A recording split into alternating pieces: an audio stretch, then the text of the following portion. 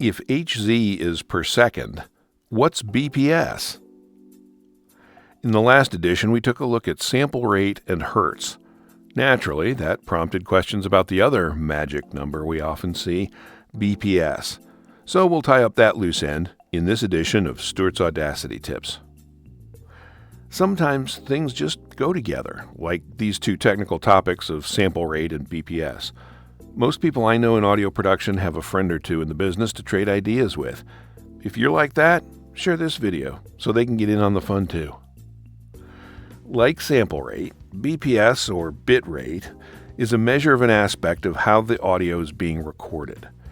BPS, usually written lowercase, stands for bits per second. Although it's also a measurement of the number of things per second, it's not expressed in hertz, probably to avoid confusion with sample rate. Audio is stored at bit rates in the thousands of bits per second, so we see the abbreviation kbps. If we continue with the analogy of digital image files, where we compared sample rate with pixel resolution, we can compare BPS with color depth. The more bits used to express color, the more colors are in the image, and the richer the picture appears. Here are two pictures with the same resolution. One is at 4 bits color depth, 16 colors, and the other at 24 bits, which is 16.7 million colors.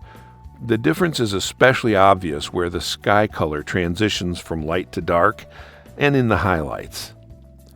Similarly, if we store audio at a lower bit rate, like 24 kbps instead of the usual 192 kbps, the audio loses some quality. It doesn't sound like the original audio. Another way to say this is it loses some fidelity.